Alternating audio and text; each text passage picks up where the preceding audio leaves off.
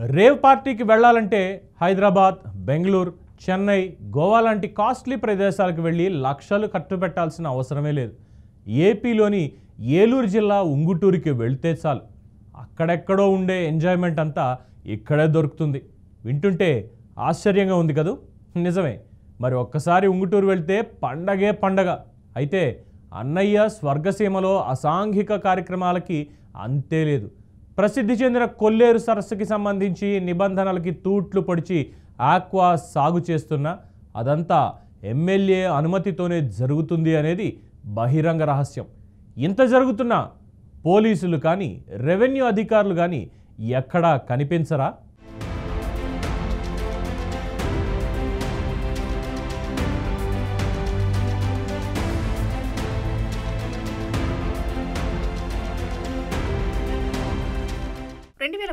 నుంచి 2019 వరకు టీడీపీ నుంచి ఎమ్మెల్యేగా గెలిచిన గన్ని వీరాంజనేయులు 2019 ఎన్నికల్లో ఓటమి పాలయ్యారు. అయితే 5 ఏళ్ల పాటు ప్రతిపక్షంలో ఉంటూ 2024 ఎన్నికల్లో సీటు తనకే వస్తుందనుకున్న తరుణంలో జనసేన ఆ సీటు కాస్త గద్దలాగా తనుకుపోయింది. గన్నే ఏలూరు జిల్లాకు తెలుగుదేశం పార్టీ అధ్యక్షుడిగా ఉంటూ పార్టీ విజయానికి ఎంతో కృషి చేస్తూ ఉన్నప్పటికీ తనకు కాదని జనసేనకు టికెట్ ఇవ్వడం పట్ల గన్నే టీడీపీ అధినాయకుడు ముందు నిరసన చేశారు. ఆ తర్వాత నియోజకవర్గంలో ధర్నాలు కూడా చేసి తన బాధను అధిష్టానానికి తెలియజేశారు. అధినాయకుల బుజ్జగింపులతో గన్నె మెత్తబడి 2024 ఎన్నికల్లో జనసేన పార్టీ అభ్యర్థి ధర్మరాజుకు మద్దతిస్తూ ఆయనను భారీ మెజార్టీతో గెలిపించారు. ఇదంతా ఇలా ఉంటే ధర్మరాజు గెలిచినప్పటి నుండి ఇద్దరూ కలిసికట్టుగా ఉన్నప్పటికీ ఆధిపత్య పోరు తగ్గేదేలే అంటూ ఎవరికి వారే వ్యవహరిస్తున్నారు. ఎవరి కేడర్ను వాళ్లు కాపాడుకునే ప్రయత్నం తీవ్రంగా చేస్తున్నట్లుగా తెలుస్తోంది. పోలీసు, రెవెన్యూ, కొల్లేరు సరస్సుకు సంబంధించి ఫారెస్ట్ ఆఫీసర్స్ తదితర పోస్టింగ్ విషయంలో ఎవరికి వారు తమ పలుకుబడిని ఉపయోగించడం వల్ల అధికారులు అయోమయంలో పడుతున్నారు. పైకి నవ్వుతూ ఒకే వేదికను పాలుపంచుకుంటున్నప్పటికీ ఇరు వర్గాల కార్యకర్తలు ఎవరికి వారే యమునా తీరే అన్నట్లు వ్యవహరిస్తున్నారు.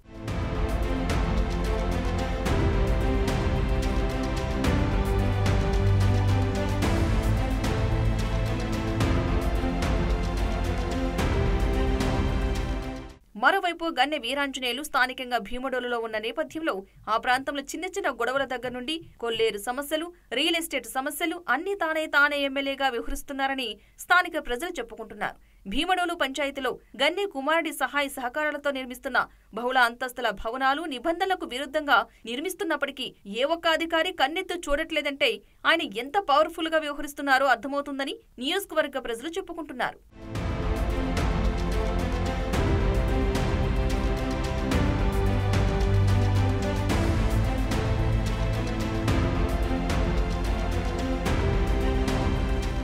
ఇక ఉంగుటూరులో ఎవరు ఎమ్మెల్యేగా గెలిచినా వారి అజమాయిషీలోనే చేపలు, రొయ్యల చెరువుల వ్యాపారం కొనసాగుతుందనే ప్రచారం ఉంది. అంతేకాదు పాత రైసు మిల్లు ప్రాంతంలో రేవ్ పార్టీలు సదరు ఎమ్మెల్యే కనుసన్నల్లో జరుగుతూ ఉంటాయనే టాక్ కూడా లేకపోలేదు.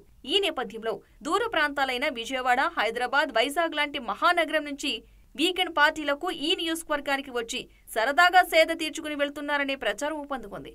ఇక ఇందులో భాగంగానే గతంలో ఈ నియోజకవర్గంలో పలుచోట్ల రేవ్ పార్టీలు పెట్టి ఎంట్రీ ఫీజు 5,000 నుంచి 10,000 రూపాయల వరకు వసూలు చేసిన సందర్భాలు కూడా చాలానే ఉన్నాయి. సాధారణంగా ఈ రేవ్ పార్టీలన్నీ చేపల చెరువులు, రొయ్యల చెరువుల పైన రాత్రులు జరుగుతూ ఉంటాయి. ఇందులో భాగంగా ఈ మధ్యనే ఓ జనసేన నేత జన్మదిన వేడుకల్లో కూడా నగ్న నృత్యాలు చేసిన సంఘటనలు రాష్ట్ర వ్యాప్తంగా సంచలనం సృష్టించాయి. ఇంత జరుగుతున్నప్పటికీ పోలీసు ఉన్నతాధికారులు ఘటనా స్థలాలకు వెళ్లాలంటే భయపడతారని ఇక్కడ ప్రజలే చెప్పుకుంటున్నారు. ఎంత పెద్ద రేవ్ పార్టీలైనా కావచ్చు, క్యాబరే డాన్సర్లైనా కావచ్చు, ఏది జరుగుతున్నా సదరు స్థానిక ఎమ్మెల్యేకు తెలియకుండా జరుగుతాయా అని నియోజకవర్గ ప్రజలు చెవులు కొరుక్కుంటున్నారు.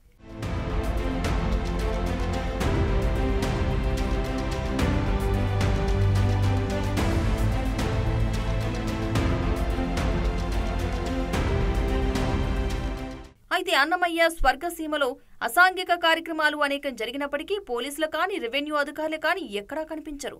ఇక ఉంగుటూరు నియోజకవర్గంలో ఎక్కువ శాతం చేపలు, రొయ్యల చెరువులు ఉండటంతో చెరువు గట్టుపై నిర్మించుకున్న గెస్ట్ హౌస్ లో రాత్రి వేళల్లో అసాంఘిక కార్యక్రమాలకు అడ్డాగా ఉంటుందనేది బహిరంగ రహస్యం.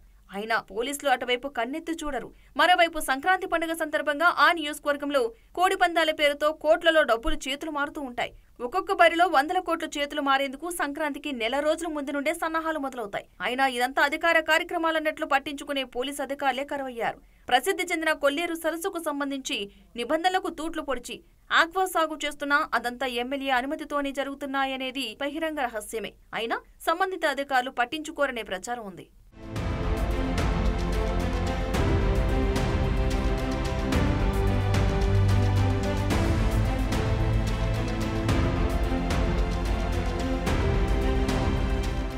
ఇదిలా ఉంటే ఎమ్మెల్యే ధర్మరాజుకు వ్యాపార లావాదేవీలు ఉన్న నేపథ్యంలో ప్రజలకు సంబంధించిన వ్యవహారాలన్నీ ఆయన దూరపు బంధువైన వాసరాజు చూస్తూ ఉంటారు. దీంతో వాసరాజు ఒక షాడో ఎమ్మెల్యేలా వ్యవహారాలు నడుపుతున్నారని నియోజకవర్గ ప్రజలు చెప్పుకుంటున్నారు. ఏ విషయం ఉన్నా వాసరాజుకి తెలియకుండా ఎమ్మెల్యే ఏ ఒక్క పని చేయడం లేదని నియోజకవర్గ ప్రజలు గుసగుసలాడుతున్నారు.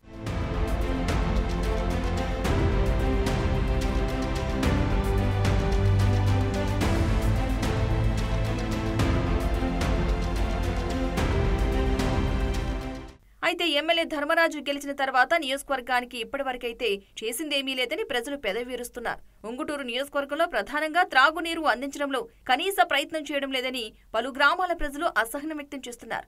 ఎన్నో దశాబ్దాల క్రితం గోదావరి కాలువపై కట్టిన బ్రిడ్జీలు పునర్నిర్మాణానికి కనీస ప్రయత్నాలైనా చేస్తున్నారా లేదా అన్న సందేహాలు నియోజకవర్గ ప్రజల్లో ఉంది.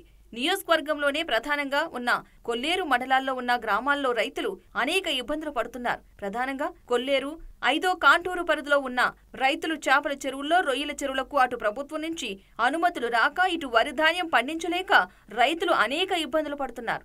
ఎమ్మెల్యే ధర్మరాజు వీటన్నింటినీ ప్రభుత్వం దృష్టికి తీసుకెళ్లే ప్రయత్నం చేయాలని రైతులు కోరుతున్నారు. చూడాలి మరి ధర్మరాజు తన పేరును ఎంతవరకు సార్థకత చేసుకుంటారో.